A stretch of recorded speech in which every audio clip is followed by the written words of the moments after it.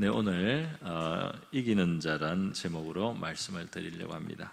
우리 세상을 이기신 예수님을 우리가 믿는 성도로서 우리가 어떤 자세를 가져야 되는지, 또 주님을 어떻게 바라봐야 되는지 오늘 그 주제로 함께 말씀을 생각해 보도록 하겠습니다.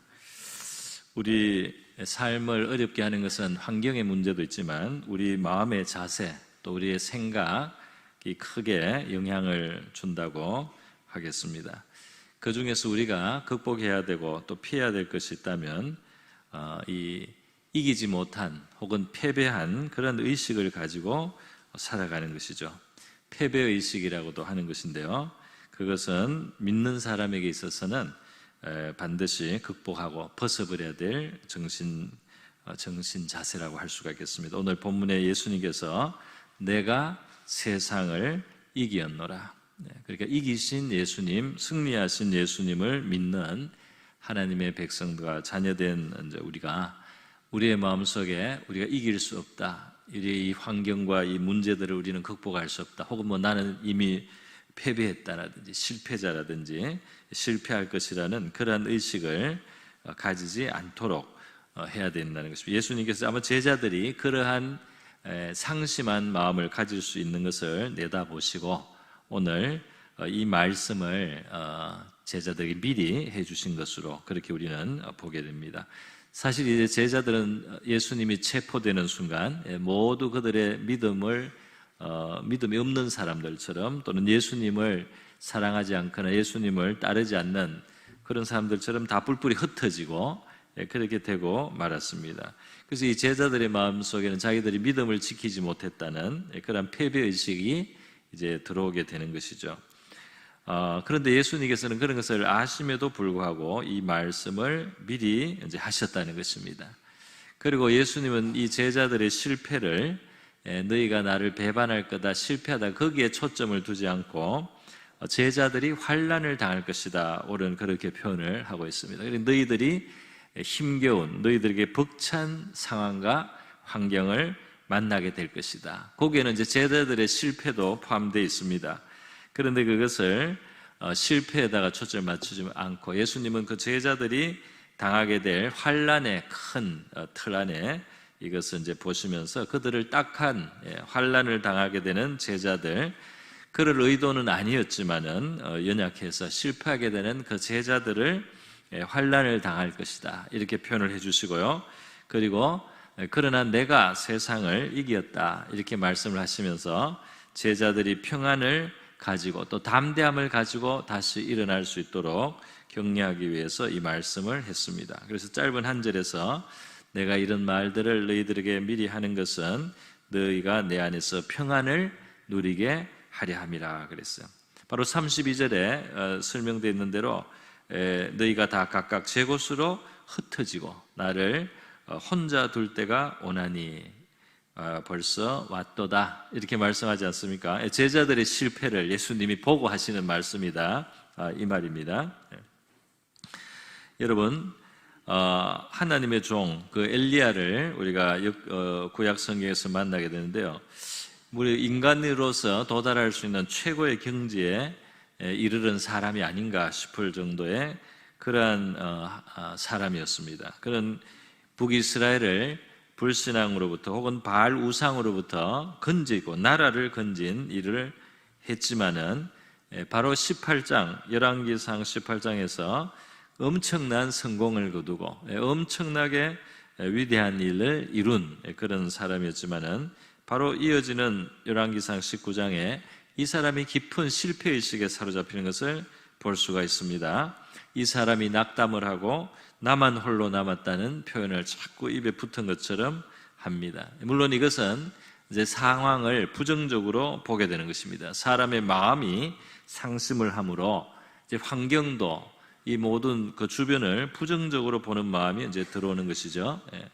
이때 아방의 국내 대신인 오바다는 그런 숨어있는 의인들이 있었어요. 이런 사람들은 여호와의 선지자들을 학살하는 그런 상황에서 이 사람은 이 선지자들, 여호와의 선지자들을 50인씩 100명을 동굴에 숨겨서 살게 하는 이런 숨은 일들을 하고 있었습니다. 뿐만 아니라 하나님께서는 엘리야가 전혀 모르는 그런 7,000명의 바알에게 무릎 꿇지 않은 순전한 하나님의 사람들과 종들을 보유하고 계셨어요. 그럼에도 불구하고 엘리야 선지자의 마음속에는 이제 여러 가지로 이 사람이 공고하고 또 아합이나 또는 그 왕비 이세벨이 쉽게 굴복하지 않는 것을 확인하고 또 마음의 에너지가 다 떨어졌던가 봅니다. 그래서 실패의식에 사로잡혀서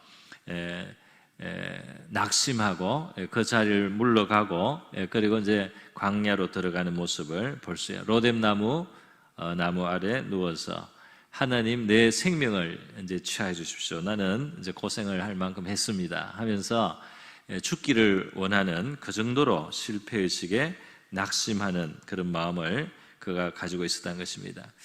이것은 이 가장 능력이 있고 또 가장 하나님 앞에 크게 쓰임을 받고 하나님의 큰 역사를 체험하고 열매를 맺었던 사람에게도 이럴 수 있다면 우리 누구에게나 우리는 상심할 수도 있고 실패의식을 가질 수 있다는 것을 이제 성경이 우리에게 증거하는 것이라고 하겠습니다. 왜 이런 일들이 일어납니까? 우리의 연약함과 한계를 틈타고 하나님의 대적이요 또 우리의 원수인 마귀는 우리의 마음속에 낙심을 주고 우리를 좌절시키고자 하는 것입니다. 마귀의 하는 일 중에 하나는 사람을 교만하게 하는 것이 있습니다. 사람을 끊임없이 부추기고 높이고 방자하게 아나무인이 되게 하고 다른 사람을 업신여기며 무시하게 만드는 겁니다. 자기에게 주신 하나님의 은혜도 교만의 재료를 삼습니다. 자기를 높이고 교만함으로 어느 사이에 마귀를 닮은 사람이 됩니다. 이렇게 성도들의 교만을 부추겨서 마귀는 성도들로 하나님 앞에 범죄케 해서 또 하나님의 미워하시는 바가 되게 해서 성도들을 해롭게 하고자 합니다. 그러나 또 다른 방법이 있는데 그것은 높이는 것이 아니라 지극히 낮추고 떨구어서요, 다시 말해서 패배의식을, 좌절감을, 낙심하는 상심을 주는 것입니다. 그래서 모든 것을 부정적으로 보게 하고 부정적으로 생각하게 하는 것이죠. 그리고 특별히 자기 자신을 성찰하는 것을 넘어서서 우리가 건전한 자기 성찰은 필요하지만은 넘어서서 실패자 의식을 갖는 겁니다. 이 실패자 의식이 얼마나 큰지 크신 하나님을 보지 못할 정도로 그 하나님을 믿지 아니할 정도로 자신의 연약함이라든지 자기의 어떤 무력함이나 자기의 실수를 확대해서 그렇게 해서 패배의식에 사로잡히게 함으로써 하나님의 자녀가 가지고 있는 놀라운 건세와 잠재력과 하나님이 베푸시려고 하는 크신 은혜를 외면하게 하고 스스로 돌아서게 해서 그 큰 역사에 남아있는 많은 귀한 열매들로부터 멀어지게 만드는 이러한 일들을 마귀는 이제 하고 있다 이 말입니다. 그러므로 저와 여러분은 우리의 심령과 마음을 낙심에서부터 지킬 수 있기를 바랍니다. 우리의 심령이 분수를 넘어서서 높아지는 교만으로부터도 우리가 경계해야 되겠지만은 우리의 심령이 비관주의에 빠지고 실패의식에 사로잡혀서 하나님의 능력을 바라보지 못할 정도로 그렇게 상심에 사로잡혀서는 되지 않겠다는 말입니다. 민수기 13장에 보면 이스라엘 백성들은 엄청난 이제 은혜의 세계를 앞두고 있었습니다. 그들은 하나님의 약속의 땅 바로 코앞에 와서 그 땅을 정탐하고 그 땅이 과연 젖과 꿀이 흐르며 소산이 풍부하고 너무너무 기름진 땅이라는 것을 확인할 수가 있었습니다. 그러나 동시에 그들은 그 땅을 차지하고 있는 하나님 앞에 지금 범죄하에 있는 그 원주민인 가나안 사람들이 장대하다고, 그들이 강건하고 또 그들의 요새가 견고하고 그들의 군사력이 아주 강한 그런 나라라는 것을 보고는 하나님의 능력을 주목하지 않았습니다. 그들은 앞에 있는 문제 상황을 크게 봤습니다. 그들이 이기기에는 이 상황이 너무 어렵다 말이에요. 그들이 정복하기에는 너무 크다. 거기에 부딪히면 우리는 바위에 계란 던듯이 우리가 깨지고 말 것이다 이렇게 생각을 하고요, 그들은 하나님을 바라보지 않았습니다. 그들을 애굽에서 건지신 하나님을 바라보지 않았다 이 말입니다. 가나안만 강한 것이 아니고 애굽의 바로는 더 강한지도 몰라요. 그러나 그 바로를 굴복시키신 하나님의 능력이 있었기 때문에 그들이 거기서 나와서 지금 여기까지 왔는데도 불구하고 그들은 그 하나님을 바라보지 않고 그 하나님을 기억하지 않고 이 문제에 사로잡혀서 그게 압도되어 가지고 말이죠. 자신들을 너무나 그 불가능한 문제에 당한 존재로 그렇게 여겼습니다. 뿐만 아니라 자기 자신들을 너무너무 과소평가를 했습니다. 그들은 민수기 13장에 하면은 가나안 족속들 앞에서 우리는 그들의 보기에도 메뚜기 같을 것이다 이렇게 아주 극한 표현을 썼습니다. 어떻게 이렇게 심한 말을 할 수 있는지 모르겠어요. 가나안 족속 앞에 우리는 메뚜기 같을 것이고 그들이 보기에도 우리는 너무 하찮아서 그들은 우리를 그냥 단칼에 우리를 그냥 박살을 내버릴 것이다 이렇게 스스로 말을 하면서 너무너무 비하를 했습니다. 하나님이 건지신 이 이스라엘 백성들을 말이죠, 하나님은 가나안에서 건지시고 나서 계속해서 민수기에서 여호와의 군대라고 불렀습니다. 하나님은 아직 훈련도 안 받았지만은 애굽에서 건지신 다음에 이스라엘 백성을 부르는 하나님의 호칭이 여호와의 군대, 하나님의 군대라고 계속 불러주셨어요. 그것은 그들 속에 역사하실 하나님이 그들을 지도하시고 인도하시고 그들의 사령관이 되시고 그들을 능력으로 함께 하실 하나님이 강하고 능하신 만군의 하나님께서 이 백성과 함께해서 승리를 얻겠다는 하나님의 생각이 있는 것입니다. 그럼에도 불구하고 하나님의 군대인 자신들을 생각하지 않고 말이죠, 이 세상 앞에서 자기들을 메뚜기라고 생각하는 이러한 불신앙의 말을 이들이 가졌다 이 말입니다. 그 마음에서부터 잘못 가진 거죠. 이들이 그 보고를 받고 나서 말이죠, 너무 강대해서 우리는 그 땅의 상대가 되지 않고 우리는 여기서 망할 것이다 이렇게 하고 밤새도록 소리를 높였는데 그것이 하나님 앞에 능력을 구하고 도움을 구하는 기도였다면 얼마나 좋았겠습니까? 이것은 상심하고 원망하고 불평하는 눈물이었기 때문에 가치가 없었어요. 밤새도록 잠도 안 자고 울었는데 이것은 상심한 눈물이요, 믿음이 없는 눈물이요, 하나님이 하신 일을 기억도 하지 않고 기대도 하지 않는 불신앙의 눈물이요, 통곡이어서 가치가 없었습니다. 가치가 없을 뿐 아니라 하나님을 노엽게 할 정도였어요. 하나님이 너희가 한 말을 내가 듣고 그대로 이루겠다. 이 세대는 못 들어가. 이 세대는 더 훈련받게 하고 다음 세대로 내가 인도하겠다. 이렇게 하실 만큼 하나님의 마음을 상하게 하는 그런 일들을 그들이 했다는 것입니다. 여러분, 바로 이들의 과거에는 그 강한 애굽을 굴복시키고 나오는, 또 홍해를 가르고 나오는 엄청난 하나님의 역사가 있었다. 그들의 앞에는 젖과 꿀이 흐르는 땅을 정복하고 누리고 대대 누릴 하나님의 축복이 그 앞에 있었다 이 말이에요. 그 큰 축복들 사이에 이들은 지금 중간에 과정에 끼어 있습니다. 그들의 과거도 엄청난 승리가 있었던 것이고 그들의 미래도 큰 승리와 성공이 기다리고 있어요. 그런데 그 사이에 있으면서 이들은 망했다는 거예요. 망했다는 겁니다. 이들은 자기 자신만 보고 또 환경만 보지 하나님을 보지 않고 있었기 때문에 그랬습니다. 하나님은 어떤 분입니까? 이들을 건지신 분이요, 구원하신 분입니다. 저와 여러분도 우리 하나님이 구원하셨다면 우리의 구원을 완성하실 것이고 하나님의 구원 안에 있는 큰 축복이 저와 여러분께 속하 있는 줄 믿습니다. 시편 24편 8절에 보면 우리 하나님을 전쟁에 능하신 하나님이다 그랬어요. 영광의 왕이 니시뇨 강하고 능한 여호와시요 전쟁에 능한 여호와시로다 그랬어요. 전쟁이 뭐예요? 이 싸움이 일어나는 겁니다. 투쟁이 일어나는 겁니다. 여기에 어떤 충돌이 일어나는 겁니다. 강한 세력, 강한 대적, 강한 세상, 강한 원수들하고 부닥치는 자리가 전쟁이에요. 그런데 이 전쟁에는 누가 능력자시냐 말이야. 능한 자가 이길 것입니다. 하나님은 전쟁에 능하신 강하고 능한 영광의 왕이라고 고백했습니다. 할렐루야. 그렇기 때문에 하나님과 함께 하면 우리는 이 전쟁에 승리할 것을 바라보고 믿고 소망을 할 수 있다 이 말이에요. 믿는 자들은 낙심하거나 실패의식에 사로잡혀서는 안 됩니다. 하나님은 승리하시는 분이고 하나님의 나라는 이 세상 나라를 이기는 나라예요.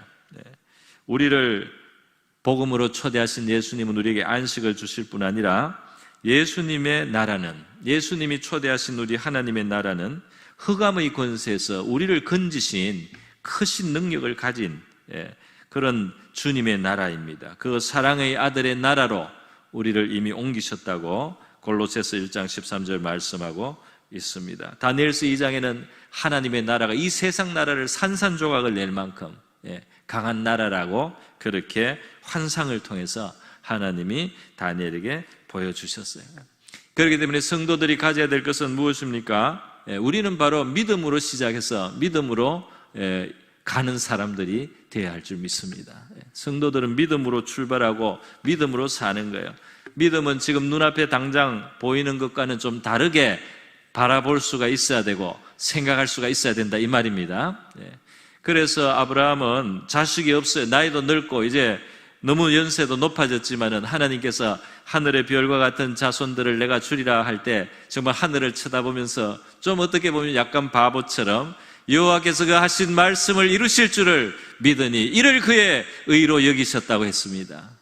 하나님이 약속하는 것들에 대해서는 아멘을 하고 하나님의 약속을 받아들이고 믿고 말이에요. 자기의 형편을 초월하신 하나님이 행하실 것을 믿었다 말이에요. 내가 생살할 능력이 있느냐 없느냐 그것을 바라보고 있으면은 이 믿음을 가질 수가 없죠. 그러나 지금까지는 나에게 능력이 없었습니다.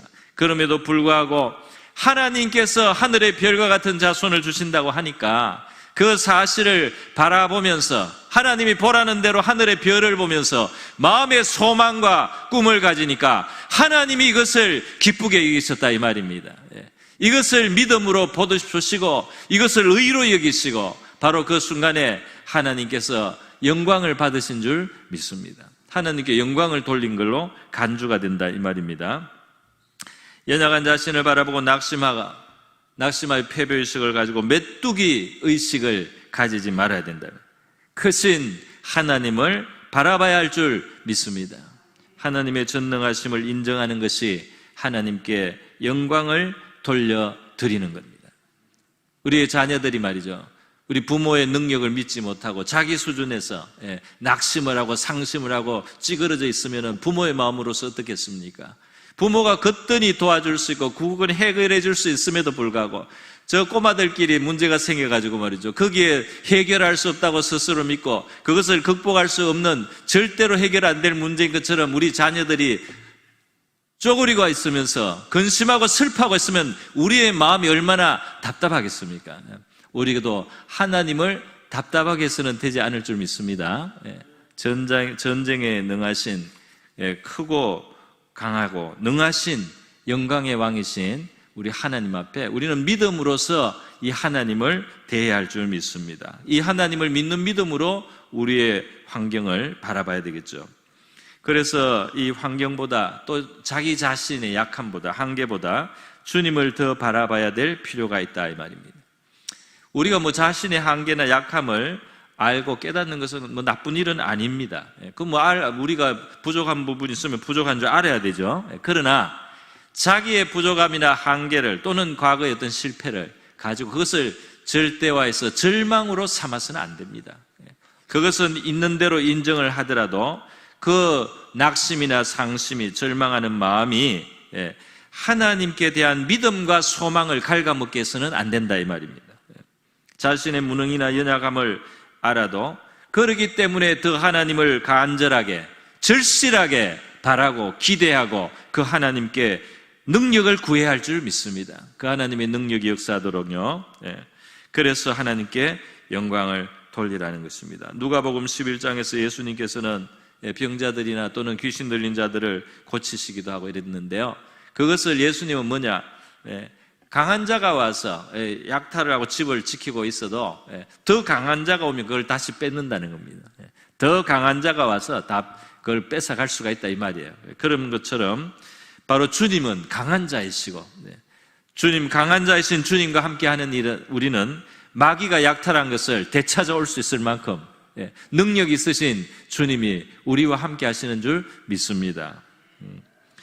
그리스도는 이기시는 분이다. 오늘 내가 세상을 이기었노라. 요한복음 16장에서 말씀하고 있죠.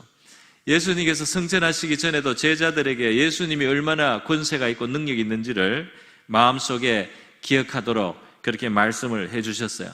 마태복음 28장에 19절 20절에 보면 가서 모든 족속에 복음 전하고 그리고 이 내 제자를 삼고 아버지와 아들과 성령 이름으로 세례를 주고 내가 분부한 것을 가르쳐 지키게 하라는 이런 명령을 주실 때요, 하늘과 땅의 모든 권세를 내게 주셨으니 이렇게 시작합니다. 하늘과 땅의 모든 권세가 내게 있다. 그 사실을 믿고 너희들은 나가고 이 세상을 향하고 그리고 나의 뜻을 따라 살고자 하는 그런 실천을 하고 하나님의 사명, 하나님이 주시는 사명을 가지고 살으라고 말씀을 하셨어요. 주님을 위해서 살아갈 때 우리가 승리자가 될 줄 믿습니다. 주님은 하늘과 땅의 권세를 가지고 계시는데 어떻게 실패자가 되겠습니까? 요한복음 1서 4장에 자녀들아 너희는 하나님께 속하였고 또 그들을 이기었나니 이는 너희 안에 계시니가 세상에 있는 자보다 크심이라. 할렐루야. 우리 안에 계신 분, 우리 주님이 이 세상에 있는 그 무엇보다도 어떤 권세보다도 또는 사탄 마귀보다도 더 크신 분이 바로 우리 안에 함께 계시다 이 말입니다. 그래서 이기라는 것입니다. 요한 1서 5장에서도 또 다시 말하고 있습니다. 무릇 하나님께로부터 난 자마다 세상을 이기느니라 그랬어요. 세상을 이기는 승리는 이것이니 우리의 무엇입니까?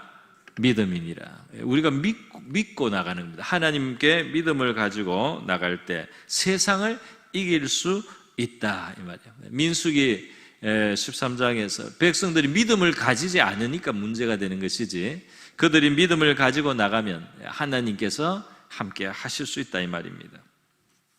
성경은 우리가 계속해서 이기는 자가 될 수 있다는 것을 증거하고 있어요. 요한 5서의 5절에 요한 1서 5장 5절에 함께 읽겠습니다. 시작. 예수께서 하나님의 아들이심을 믿는 자가 아니면 세상을 이기는 자가 누구냐? 할렐루야. 이보세요. 질문 형태로 이걸 아주 강조하는 반문 아닙니까? 너희가 아니면 이 세상을 누가 이기겠느냐는 겁니다. 너희가 아니면 이 세상을 이길 자가 누구냐?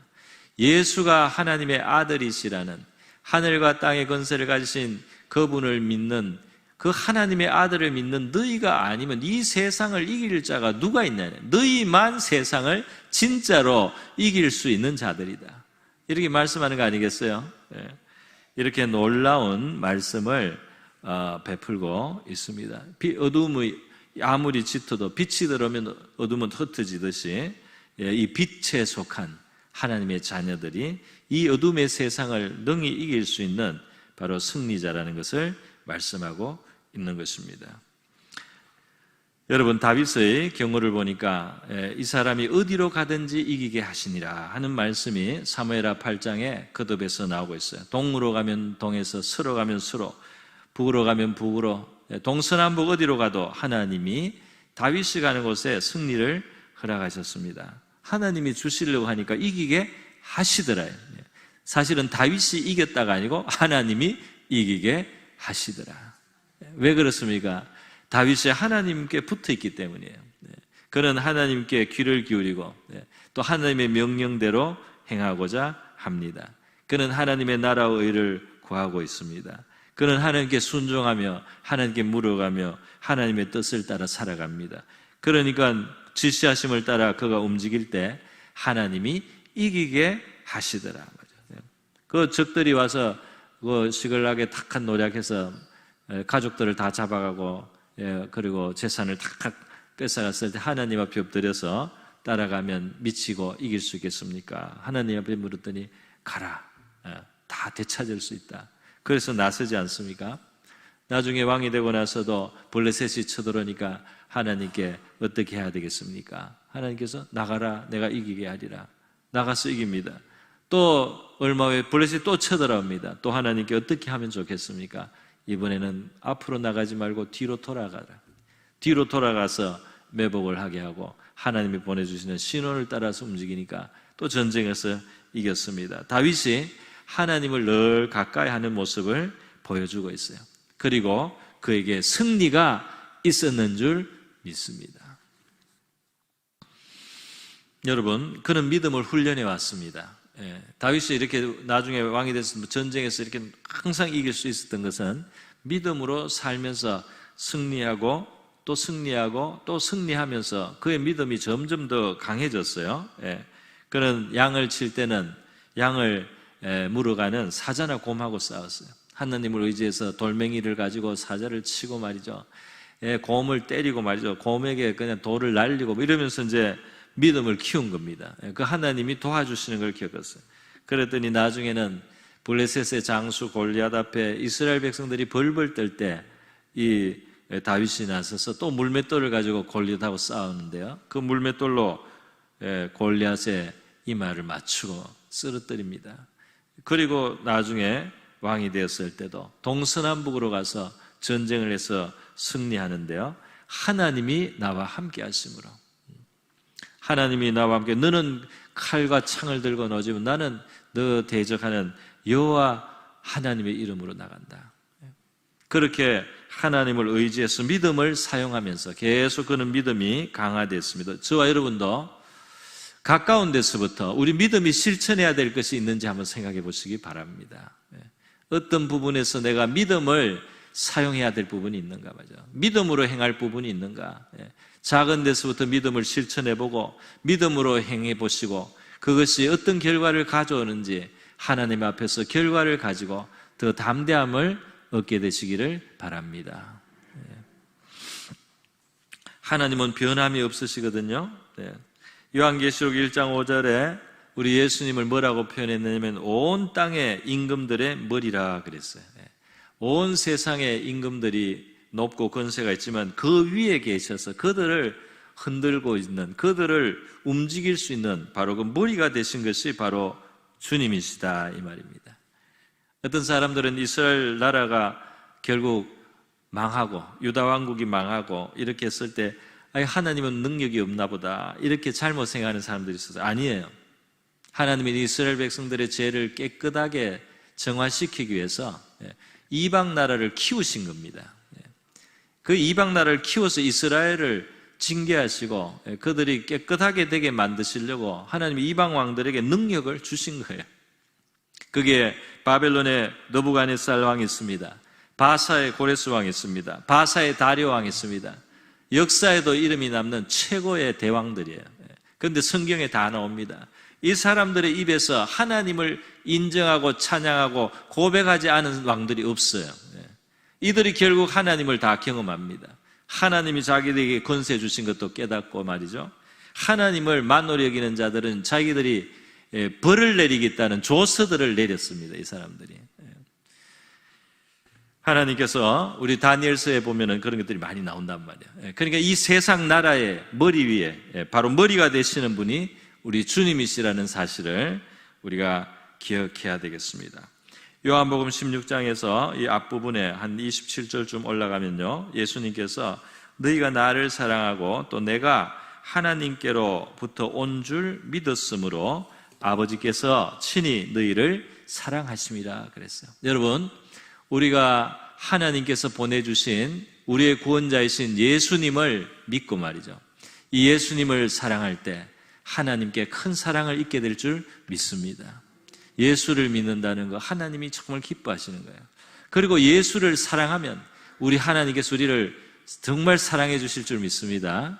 우리를 불쌍히 여기시고 죄인이고 무지해도 긍휼을 베푸셨는데요, 우리에게 구원자로 오신 예수님을 우리가 믿을 뿐 아니라 예수님을 사랑하고 예수님을 귀하게 여기고 예수님께 충성하고 예수님께 순종하면 말할 수 없는 하나님의 사랑이 저와 여러분의 삶 위에 부어지게 되는 줄 믿습니다.